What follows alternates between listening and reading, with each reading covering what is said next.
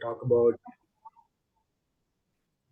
our work at Rocket Learning, as well as how we've thought about assessment so far. Um, um, First of all, thanks everyone for making time. I think it's a reasonably interesting topic right now. I think given that a lot of answers are yet to come, I think there are a lot of questions in everyone's minds. We'll try to shed some light on what our experiences have been, and how we are thinking about assessments. Before that, I think I'll give a little bit of an overview of what we do at Rocket Learning, so all of you are aware and have context. Um, I think the overview of the Rocket Learning model, all of us sort of believe at Rocket Learning that there's a very urgent need for early education across the crores of kids who are there, who are not able to access good quality early education right now. The reason why we believe that early education is really important is for a plethora of well-known reasons, well-researched reasons, which include that a high percentage of brain development happens before the age of 8. There are immense returns of on investment on any sort of intervention which can be scaled at the early childhood level.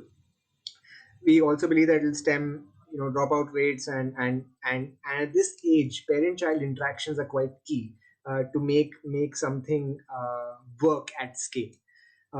With this sort of context in mind, that early childhood is really important, our solution is a technology and community led behavior change, and we sort of scale fanatics in the sense that we want to work at scale, and identify and land on a solution which is scalable, and not an initiative which works in, let's say, a smaller setup but does not work at scale. Our idea is to provide what we call AIM to low income community parents.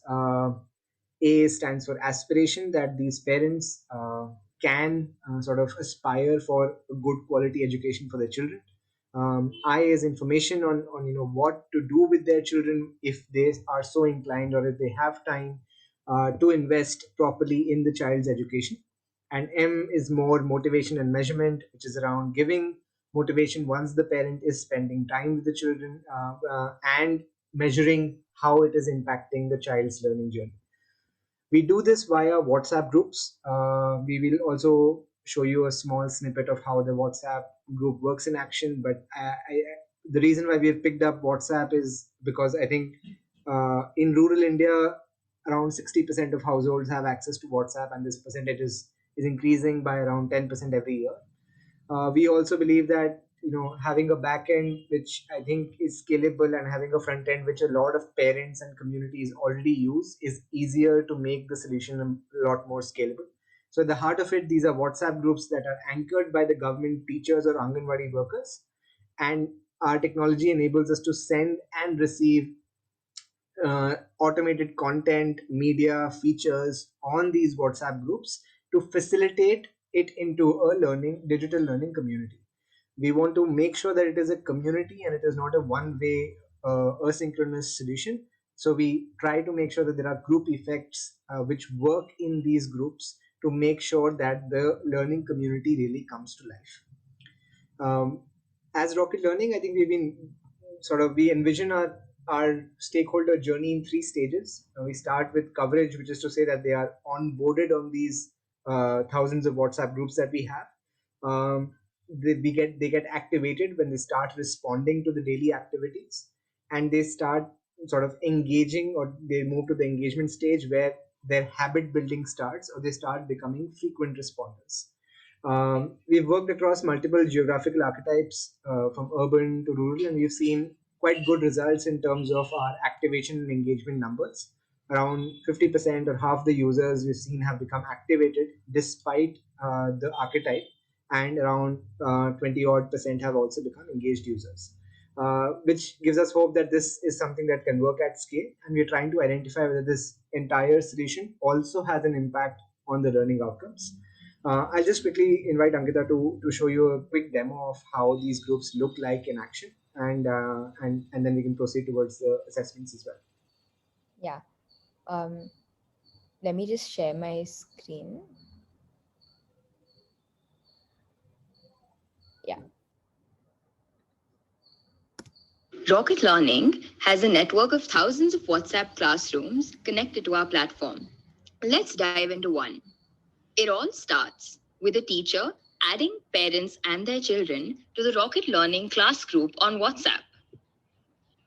We kick off with an onboarding video that shows parents how they can actively participate. They register their children with an online enrollment form and are now ready to get started on their learning journey. Parents receive curriculum linked, locally contextualized content on their WhatsApp groups every morning. These are bite sized play based activities, and parents are actively encouraged to respond with photos or videos of their child doing the homework. The ripple effect kicks in, and more parents respond. Children receive an activation medal for the first time they send an activity on their group. And teachers, who are the moderators of our online classroom communities, both motivate and mentor parents and their kids. At a daily level, parents and children are instantly recognized if they've completed the activity of the day. The end of week report card helps parents and teachers monitor the progress of the child during the week. And the group compilation video visually captures their efforts of the week. And finally, at the end of each month, families receive a personalized badge that captures the history of their participation across months. Parents can access our quick. Just to pause here for a second. So everything that we've seen up till now is pretty much how a WhatsApp group works, and a lot of and it's based on basically having a call to action at the end of each of our videos, because we believe in two-way engagement. So our whole system is not based on disseminating content, but it's actually based on getting parents to do activities with their children and then sending it back on their class group that is moderated by their teacher. And so that is one aspect. And the second aspect that I think would have come across is that there is a lot of appreciation and motivation given to parents, both from teachers as well as from in a system oriented lens. Because i mean uh, even as kids, I think that like your teacher saying well done, or somebody appreciating you for having done your work for the week, would have been something, or even your parent, for example, telling you well done, would have been something that would have motivated every one of us probably to engage or actually be present in class. And so this is what we are trying to do, because a lot of these kids don't have that type of an ecosystem of appreciation and of recognition for actually completing their tasks or their schoolwork. That's so this is a bit about how our WhatsApp groups work. The next part will just give you a glimpse of one of the types of assessments that we run, which is a quiz chatbot, and we'll get into more details around this later. Chatbot that serves them fresh quizzes every 2 weeks in an interactive and fun way, getting real time feedback on their answers. If they get an answer wrong, they get a set of recommended video activities helping them to improve concepts real time. Yeah. Rocket Learning has a network of thousands of. Yeah. So I think you saw a quick glimpse of how the groups work. I think we have around 20,000 of these WhatsApp groups working across the country as of now, covering around 200,000 children between the ages of 3 to 8. I think the next big question that we had in our mind is how to assess, whether the theory of change is working. So the theory of change is that parental engagement leads to better learning outcomes, but we had to sort of measure that. I think we tried multiple approaches. At first, we did, of course, prefer the physical on-ground assessments. So I'll just talk a little bit about how we went about that, and then I think Ankita will also talk about how we moved to digital methods.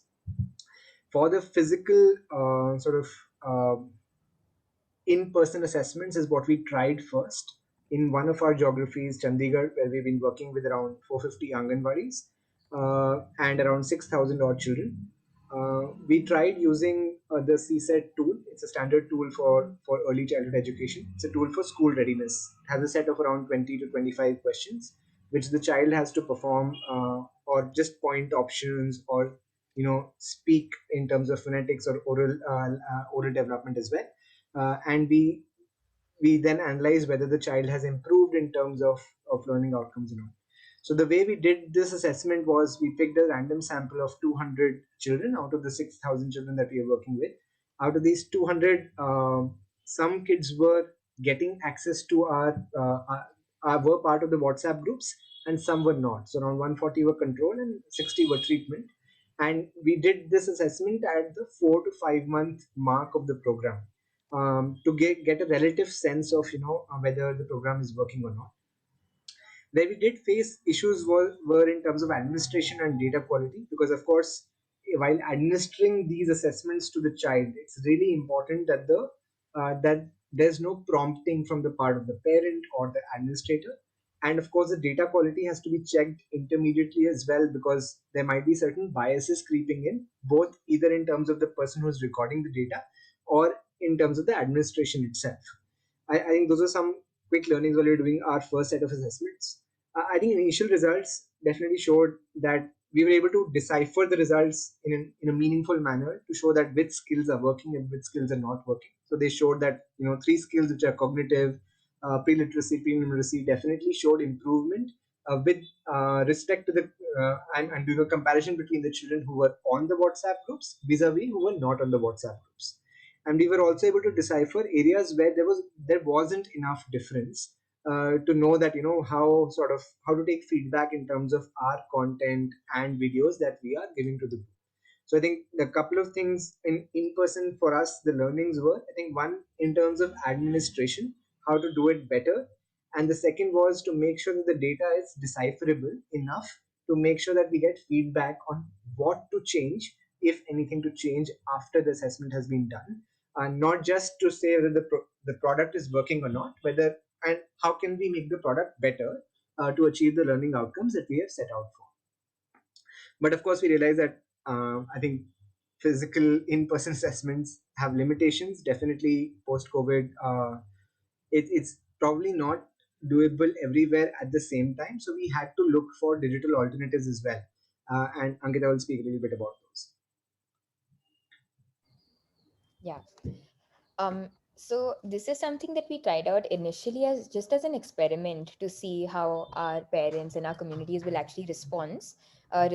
And it turned out the response or the engagement to something like a group-based quiz, which we tried out initially, was really high. So just for relative perspective, about 2.5 times the number of people who might respond on a given day would respond on a quiz day, because parents and kids found this sort of format very this MCQ format very engaging. So we would just send a picture with four options or a picture and ask a question based on that picture, and we'd see like a huge amount of traction even in a group based setting that was very collaborative and not really a competitive setting per se.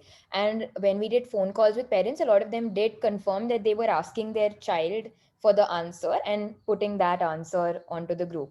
So this was our very preliminary experience with this. But what we realized was that this MCQ format of having 1, 2, 3, 4 or ABCD, that type of a format was working really well in terms of our parents being able to understand it in the first place and respond to it well or correctly. And so eventually, what we've now done is we've built this out into a full-fledged quiz chatbot, because for the group quizzes, we probably couldn't give personalized feedback to each parent or kid who was answering. So they may have answered the right question or they may have answered the wrong answer to the question, but we couldn't give them feedback or do anything about it really. So now we've built out one version of our assessments, which is an assessment chatbot that works on your personal number on WhatsApp. So you get a link or a contact card to go to this number, and then you get about 5 MCQ questions based on an image again. Uh, yeah, we can go next. So the idea behind this chatbot overall is that we can now capture a lot of personalized data about a learner so that we can then deliver more personalized feedback. And the second feedback loop would be that we can also make region specific changes to our content or the types of things we send out. So for example, if we figure out region 1 doesn't understand a particular outcome vis-a-vis region 2, then we can reinforce the content that can teach them that particular concept in region 1, because they didn't fare very well in that concept. So that would be the end state of how we utilize this chatbot for our purposes. So the one thing that we just like to highlight through this page is that we try and use data and analytics at every step of the way. uh, so in order to have the best possible experience for a parent who has probably never used a chatbot ever before, and to also give them a better learning experience. So in the first part, for example, the first part is actually designing the quiz chatbot.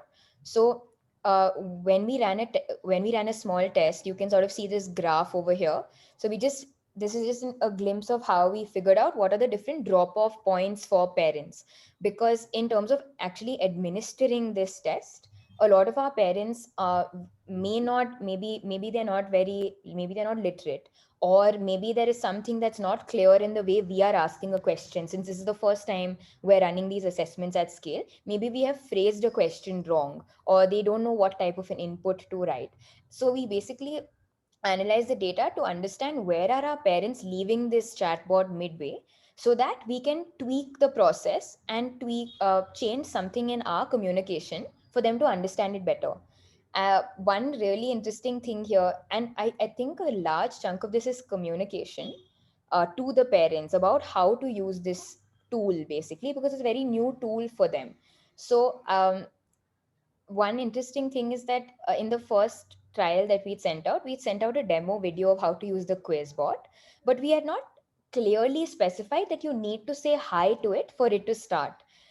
We are all pretty tech savvy, so we know that we'll try something or the other. Like if we go to a quiz chatbot, we'd say hi to the quiz chatbot and it would start. But a lot of our parents were we were losing them at that point, where they would not where we realized that the problem is they probably don't know what to do once they enter the chatbot window. And then we tweaked all of our collateral to lay extra emphasis on that behavioral fact that you have to first initiate the chat. And our uptake honestly went from around 25% to say 40-45%. So proving that there was this huge chunk of users who just needed this extra push in terms of explaining how this tool exactly works. That would be on design.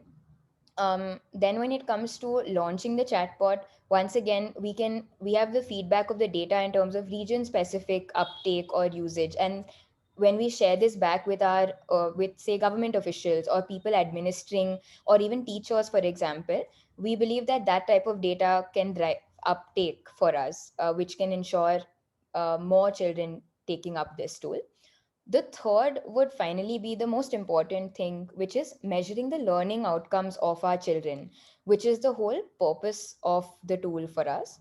So, if we have 5 questions, we ideally would have a learning outcome associated with each question. So we can analyze the percentage of parents who answered a particular question right, region wise, to understand what's their strength in that particular concept area. Um, there are also a couple of other interesting things in terms of when we are measuring learning outcomes in when we're talking about a remote tool that does not involve monitoring. So, given that this assessment chatbot is self administered by a parent, so a parent does this chatbot quiz with their child, it becomes very, we can't use this as hard and fast learning outcome data, because maybe the parent has gamed the system or the parent has helped the child out a little bit.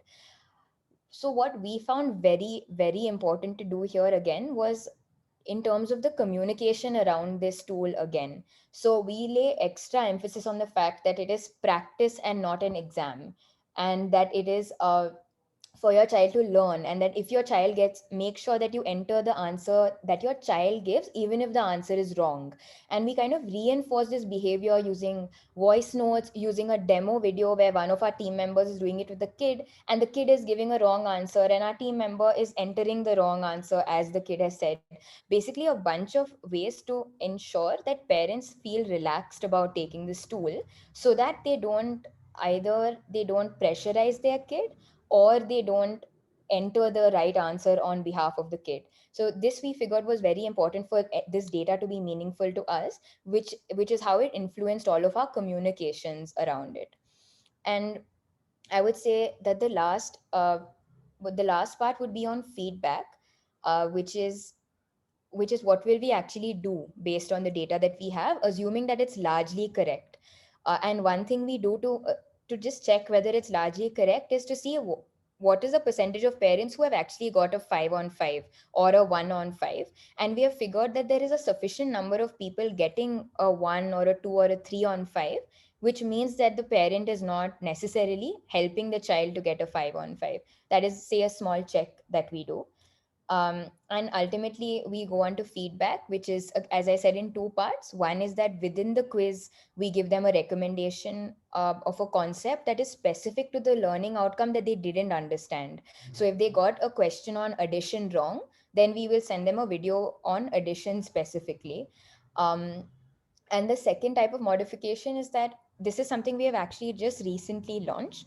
And now, given that we'll understand what the learning level is across different areas, we would like to modify our content plan as well, so that we can lay extra emphasis on the areas that we feel kids are finding a little difficult, say at a particular district or a state level. So yeah, this is a lot on how we try and use data and analytics to sort of fine tune this process. Yeah. I Yeah. think just last couple of minutes before we open the floor to questions, I think there are certain critical elements which we have sort of realized after doing these in-person pilots of digital as well as launching the quiz board, and we are still learning definitely. I think the correct design and the tool for assessment is really important. I think you need to be very conscious of which learning outcomes sort of you are prioritizing, because you can't test a bunch of learning outcomes in the same assessment, especially in digital. I think in person is still possible. I think the correct mode and ensuring correct administration is really, really important, given that I think as modes switch from in person to digital or even phone based, I think the administration and the data quality become really, really important, because there are learnings in administration, as Ankita was also saying, even in terms of the design, in terms of the uptake. At every stage, we can see whether the administration is happening as per we wanted or not. And we are definitely going to use some proxies here, right? I mean, in the sense that there are parents who are, let's say, taking the assessment. In some cases it might be a phone surveyor who is doing the assessment, if it's, let's say, phone assessments, right? And therefore the data gathering and the process to set up is really important, because once you have data, I think you can, there are a bunch of steps where you can improve stuff, because these uptakes and sort of these digital outreach mechanisms will not have a very high, let's say, response rate. So you'll have to really work on making sure the response rate is high enough for you to be confident about the sample being representative. And I think once you have that data, of course, using it for effective feedback, not just for the content, but also for designing the assessment itself, is really, really critical. I think those are a couple of those are a few learnings. I think in terms of plans ahead, of course, we are trying to sort of improve our chatbot even more. I think we are in very early days of our chatbot. Literally started piloting this month. We want to experiment phone-based surveys, because we realize that that's a good middle ground between, let's say, in-person and complete digital. And I think the thing that we are also thinking through is how to build like an integrated M&E process, which takes into account either in-person or phone or chatbot input, and then kind of assimilates it into a process across our geographies, across the places that we work. I'll just pause here. I know there are a bunch of questions, so we'll start into the questions. Yeah. You could take, I can tell you. So I can read it out. So there is one question on what are some safeguards to ensure that the consumer of the content is the child and not the parent? Sure. So I think in terms of the chatbot, right, mostly our content, of course, is directed in a large part towards parents only, because I think, as I was saying, it is, we work with 3 to 8 year olds. Not most cases, the children are actually not very comfortable with accessing phones.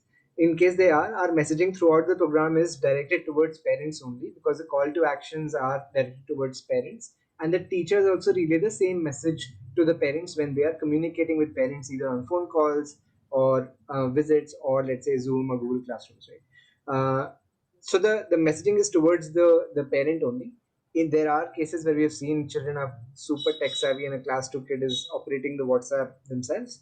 It doesn't really it doesn't affect the chatbot per se, because I think the child will give the response whatever they think is correct. But having said that, we are not very big advocates of increasing screen time for children. So we more or less advocate the parents to watch an activity, relate to the child, and then get the response back. So that's how we are sort of targeting the safeguard. The best safeguard is actually the teacher and the communication that we do towards them. The other safeguard is messaging to parents that we do that this content is meant for you to consume and then interact with the child and get back to us. Realistically, we have done like around 500 or 1000 parent visits. We have seen that often the parents see the content with the child first, then sort of do the activity, and then get back on the group. So it's not like I wouldn't say it's like a virtual sort of completely virtual setup. It's a virtual step one. Then the parent and the child interact, and then the parent inputs something back in the group. That's how usually the flow of the group happens. Yeah. In terms of how has the response rate been throughout the intervention?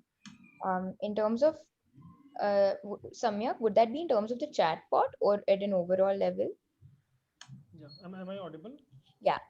I was asking ki that because initially it sounds very interesting to people saying that okay, wow, this technology is there and that I'm getting the content.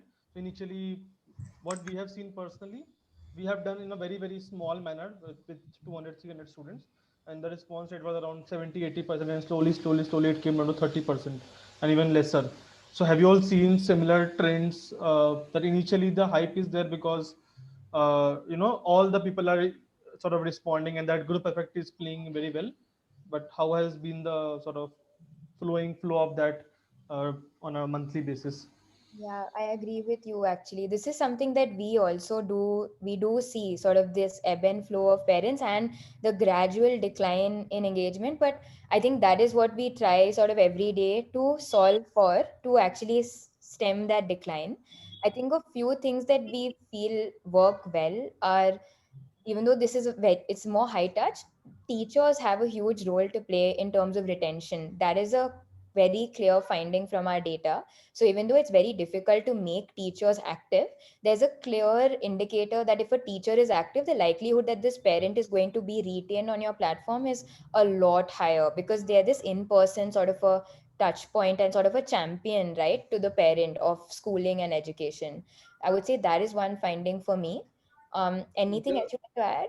Yeah, the other thing, Samik, what we have seen is, so I'm talking about overall responses here, right? Let's say there's a group, right, which is around 15 to 20 kids right now. That's an average group. We've seen that if a group remains at less than five activated parents, then it becomes very difficult to kind of bring it back, right? So our push in the initial 2 months is always to sort of gamify getting it up to greater than five. So we run like a super school competition, a super teacher, a star teacher competition. We run like monthly medals on आप star परिवार बन गए हैं औरंगाबाद के नांदेड़ के चंडीगढ़ के so we try to make sure that in the first 2 months we pass that hurdle, and I think we try to do that via gamified tech things, not like not through, let's say, things that are more manpower intensive. So even if you want to mobilize teachers, we'll try to make it very clear for the teacher that how will you become a star teacher. You'll become a star teacher by putting more than 3 messages every day on the WhatsApp group, right? So we make it very sort of clear and explicit for them, because we know that, and we also run some data on saying that how many messages from the teacher make it effective for the group, right? Then if we see that a teacher sending a voice note is more effective, then we index towards saying why don't you try a voice note, and it becomes even more effective, right? And the other thing is, so one is definitely is a big data component, because every response that we're getting out there, we store and we are able to track and monitor. The other is we're also able to give feedback to the system. So we work closely with governments, and let's say at a block, we release a block leaderboard every week or every month saying that in this block, this supervisor is leading or is coming first. Then the other supervisors get some sort of FOMO that, I need to buckle up. It doesn't work for everyone, but it works for the motivated ones, right? So I also want to emphasize that we don't want to work in a bubble. We envision this as a scalable solution that the government can then run, right? So we almost want it to become a government instituted review. So at places where we've been working for a year, we want the monthly supervisor review to include our program review. And our program doesn't mean rocket learning, it's the government's program only. So nowhere does it state that it's a rocket learning program. It's always a district or a state government program. So the ownership is anyway high.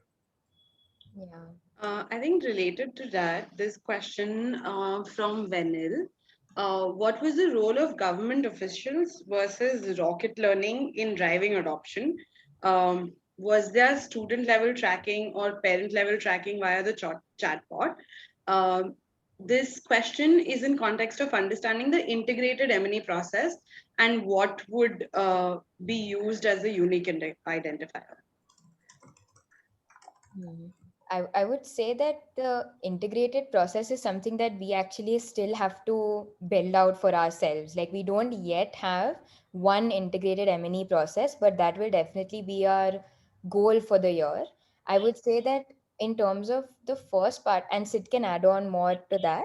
I think that on the first part of this question, which is that how did we use sort of different players in the ecosystem to drive up adoption of this particular chatbot.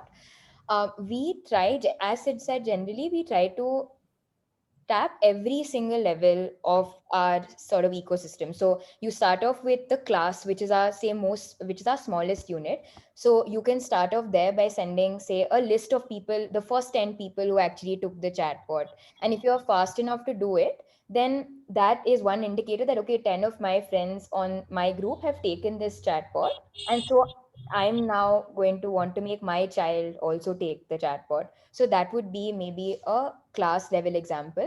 And what we've noticed is that when we simplify the process for teachers, right, instead of making the teacher figure out which of my kids has done this work and which has not, if we send the teacher a list of parents that these are your kids who have done it and these are your kids who have not, it simplifies the process for the teacher to say that, okay, like I can call up these kids or I can nudge these kids to take part. So that's how we nudge at a class group or at a teacher like class group level. The next level would be in terms, this is something we have not yet done but we will be doing, which is that we have teachers who are organized at a block level. So they have their block supervisor with them, and what we have noticed in previous experiments is that something that the block supervisor says leads to a massive leap in teacher activity. So for example, once a block supervisor issued a letter saying, based on data we had shared with him, saying your block is not performing as well as the others. And the next week we saw that that block had like a 50% spike in the number of teacher messages, just because that block leader acted on the data that we shared with them. So I believe that leveraging blocks as a unit or some kind of a unit where the teachers are organized under a supervisor, that sort of a healthy competitive environment where you're not calling people out negatively but where you're appreciating people who are performing well, we've noticed that works really well for us, like a teacher leaderboard at a block level, for example. And it has to be it can't be too high a level where it won't have any action, right? Like you can't say these are the top 10 teachers of the state, because nobody is going to act on that data. It's too abstract. And maybe a class level is too low, but something in the middle, like a block level, is just the right sort of level where you can actually gain traction for something like this, where it's a close enough group, I would say. So those are a few ways. The last would be that we have now collaborated with the UP government, and there they send out dashboards of district wise response rates with the officials, and that I believe is supposed to drive uptake a lot. This is second hand information, we have not yet done this, but we will be doing it 1 or 2 weeks from now. We've heard that that works really well. I think I think this is a quick question that we can answer is how are WhatsApp groups being automated, like the chatbot? How is that happening? The WhatsApp API does not provide that, as I understand. Can some like one of you quickly answer? And then I think there are other automated versions of this also that are available. So if Yeah. you could just speak a little bit. Yeah, I think the API does allow for it, given that, I mean, there are certain restrictions for it to be a business account, and there are certain vendors only who do that, but it does allow for it. The only thing is, yes, there are, of course, struggles with WhatsApp because the reliability of WhatsApp itself, and I'm sure all of you have used it, is might be patchy, and it depends on the network connectivity, etc. Right? I think the reason behind using WhatsApp, of course, is smartphone almost equals WhatsApp sort of in let's say a rule setup as of right now. The other thing is we do try to optimize for the content in terms of the size and the and how heavy the content is, because I think APIs are awesome in terms of technology, but they still have restrictions on the data end for the user, right? So we try to optimize for that. The we've really seen uptakes on we've also tried to do experiments if we send, let's say, a video or versus a YouTube link, and what works sort of for users.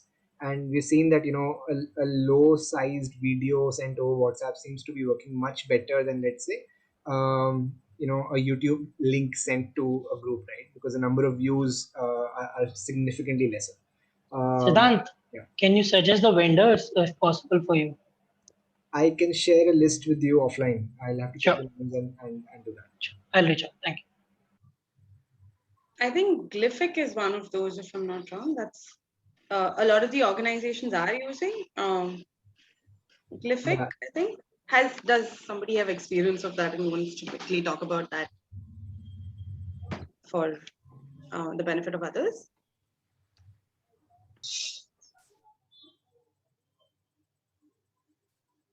Okay, if not, we can just move on to the next question, and we can always share some of these vendors with you all. We know in the ecosystem there are organizations that are using Glyphic and other such vendors for this. Samyak, I don't think we're able to track automatically how many times the video was delivered, but I think we do a sample based checking across, let's say, 100 groups, and just see the delivery rates, because the API doesn't yet allow for us to get the data of receipt yet. How did you say that small bit-sized video works well than YouTube? We were assessing in terms of the actual response rate as well as delivery rate. So delivery rate, of course, is a good proxy, but the response rate is a definitely like provable proxy, right? So that's where it comes in. What do you mean by response rate? Sorry, delivery rate from. Delivery rate means basically how many mobile phones it actually got delivered to. So it's like the double tick equivalent of WhatsApp. The response rate actually means how many people looked at it, watched it, and did the activity and recorded it and sent it back, right? So that's a much higher bar than, let's say, clicking on YouTube, but we at least get a good sense there. I can take some of Akash's questions. Yes. Yeah. So the content we are making right now ourselves, but of course there's a lot of very good open source content out there, and we strongly believe that our content will also be open source in the long term. Mostly, I think the tweaks that we do in our content is that we add calls to action. The thing that Ankita was also mentioning. We do not want our content to be just watch it and do nothing. So mostly every content video will have a 2-minute activity, or literally a demo activity, and then a call to action saying, please send a photo or video back to the group. So you will never see a rocket learning video without the CTA or call to action, which is, I think, critical for us to relay, because otherwise parents can just consume and not share back, right? So it's provided by region right now, though we do have the ability to customize it, let's say, by each district, the way our technology is set up. So by region, I mean, if we are in Aurangabad, you'll get content in Marathi. If you're in Chandigarh, you'll get it in Hindi. So we are building Hindi and Marathi content as of now, and we're in the process of building out, let's say, a full academic year content for 3 to 8-year-old children. The teacher has full freedom to decentralize content. So the teacher can add more content, repeat some past video, because the teacher is the main owner of the group and the facilitator of the group, right? But our content basically assists the teacher at a daily level. But if the teacher wants to, let's say, repeat a video, that's completely his or her freedom. We also try to make sure that we get visibility to the students and teachers by sharing a weekly plan on, let's say, Sunday or Monday, that these are the 10 or 12 activities that we will be doing this week. So everyone is aware, and on Sunday you'll get a reminder saying that please look at the activities again. If you have missed out anything, you can again do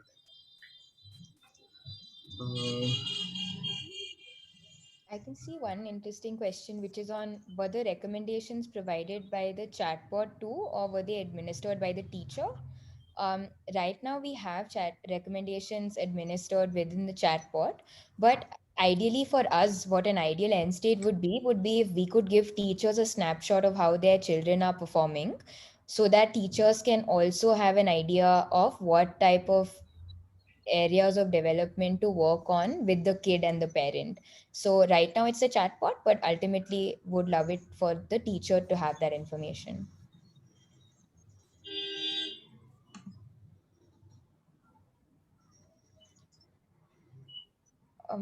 Any other questions that we should pick? I think there was this one from Arun. What has been the time period you have used the chatbot, and what has been the adoption and usage from the first month to the final month of the program? Uh, did you face periodic low usages in between, and were you able to get back up on the usage? I think you all have spoken a little bit about that, but yes, go ahead if you have anything.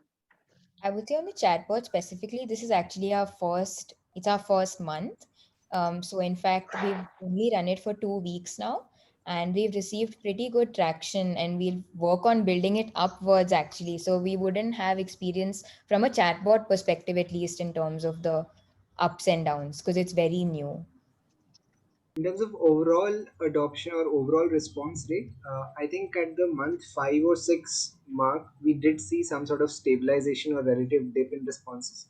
But we have been able to maintain uh, a certain chunk of monthly active users, roughly around 20 to 30%, depending on which geographical archetype you are in, across, let's say, even at the month 10 or month 11 mark. So, I mean, there's a huge churn in these things because these are low income communities where often, let's say, the phone gets moves around, or the whole family is moving around, or there are genuine issues in terms of data, etc. Also, but as long as we know that within a group there are enough parents who are doing it, then I think parents will come back also and keep doing it. So I think habit building is somewhat of a journey. So we'll have certain super users who will do it every day, but that chunk will be less. But there'll be a churn in terms of monthly and weekly parents as well.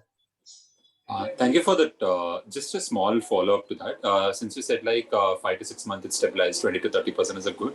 And you're talking about this across all three geographic areas, right? You presented at the start.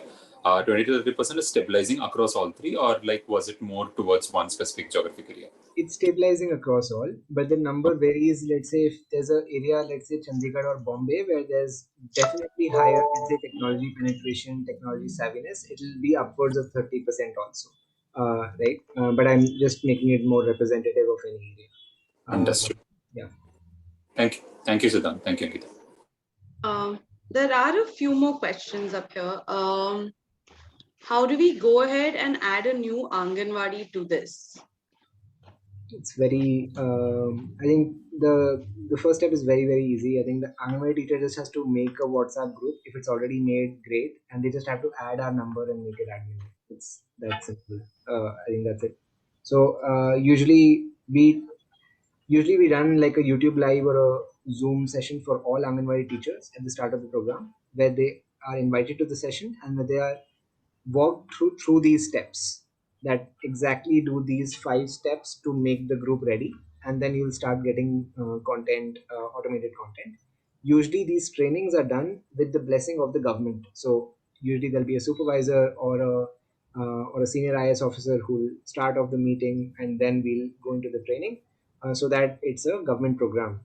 So of course we'll be doing the work in the background, but I think we'll never sort of position it as a rocket learning training. It will always be a some mission or some program training, where the Anganwadi teachers are asked to make the group. We're also able to track which Anganwadi teachers have not made the group, so we relay that feedback back to the system, and so that they are able to follow up and get the groups made.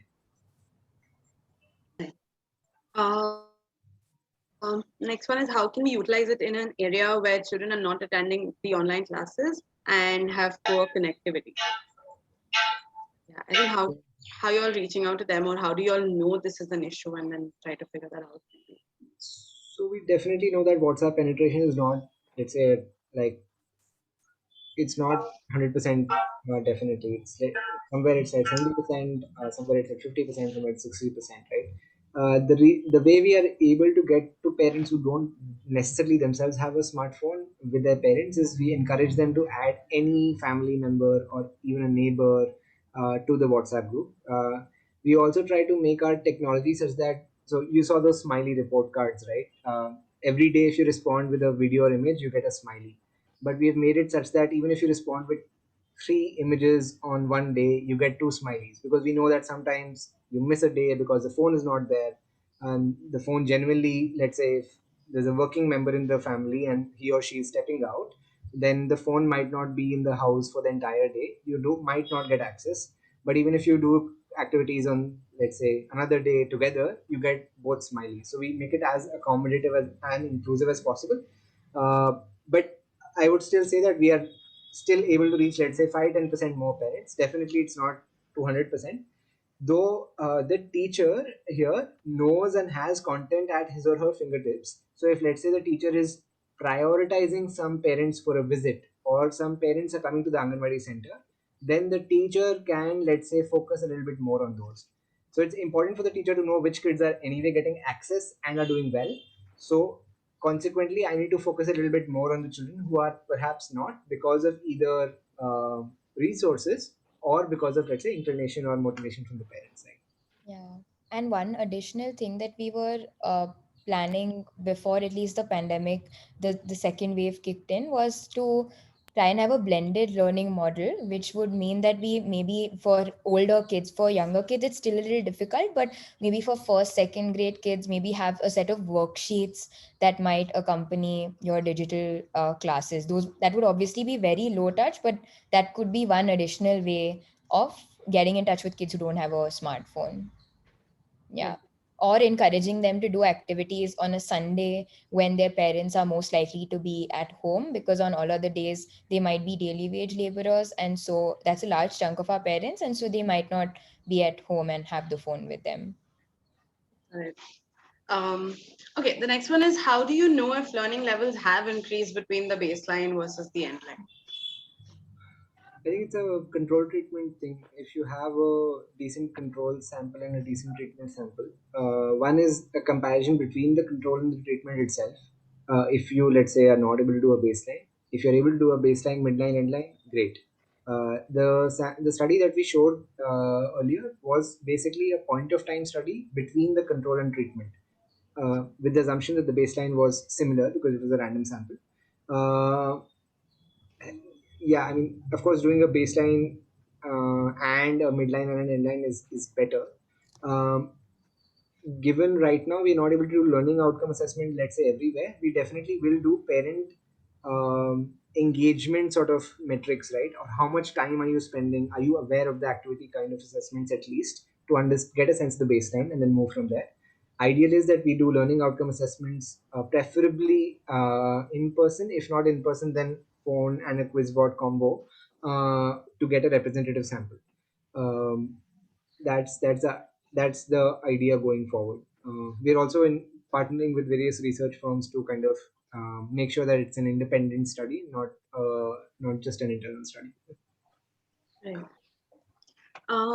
The next one is, can the system also provide a model how parents are capacitated to support their child's learning? Is there any effort or short study to track this as well as it will be sustainable? I guess just how are you supporting parents to be able to? Our motto is just supporting parents only. So hopefully a study of RL only comes across and you'll find your answer. But I think, see, we know that for a fact that even, let's say, 70 to 80% of mothers who are the primary caregivers have fifth standard and above education today. Right? If I take a snapshot picture of India, rural India, we believe that even if you are, fifth standard and above is enough to actively contribute to 3 to 8 year old child, 3 to 8 year old child's learning journey. Now, the trick is to make it accessible for parents and to not make the activities involving, let's say, fancy toys. So we try to make sure that every activity that we tell the parents is actually doable within the household. Mostly with, like, thali, chammach, even a science experiment with a glass and a water, it's completely possible to do within the household. And we've seen fantastic results over the summer. We did like a summer's science experiment, nature week, everything. So it's basically, I think you have to make it more accessible for parents, and you have to make them believe that it's actually working, right? So I think it's about the confidence with which the parent is able to do these activities and relay it back and get some positive motivation out, either from the teacher or from a central board which says great or gives you a smile, right? So that seems to be okay. Yeah. I And think just yeah, go ahead. just to add on, to add on, like, so one is that the content itself makes sure that the parent has no barriers. The second would also be to actively show parents how to do things every time we say introduce a new thing. So like we'll send them a video on how to make a video, or a video on how to take a picture and upload it on WhatsApp, or a video on how to make a voice recording. So basically enabling them at every step of the way with some kind of a demonstration, because they might not know how to do it otherwise.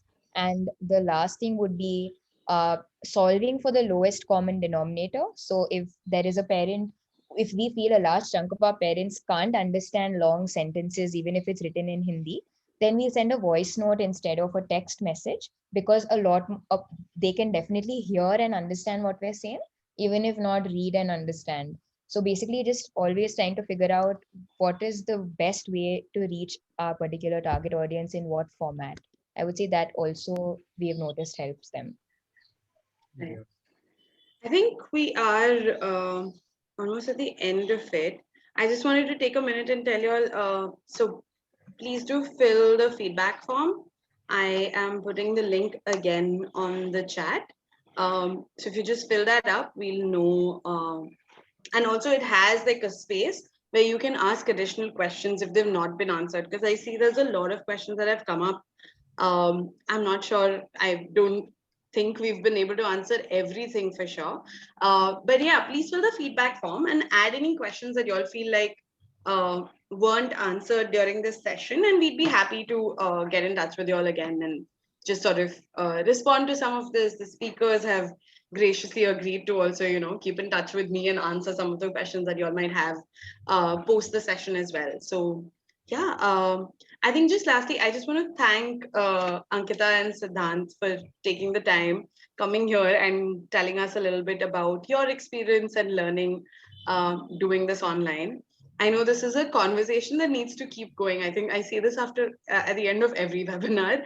All of these are conversations that we need to keep having.